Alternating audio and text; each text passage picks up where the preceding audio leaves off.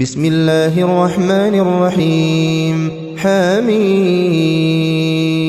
تنزيل الكتاب من الله العزيز الحكيم إن في السماوات والأرض لآيات للمؤمنين وفي خلقكم وما يبث من دابة آيات لقوم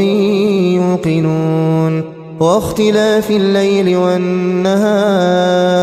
وما أنزل الله من السماء من رزق فأحيا به الأرض بعد موتها وتصريف الرياح آيات لقوم يعقلون تلك آيات الله نتلوها عليك بالحق فبأي حديث بعد الله وآياته يؤمنون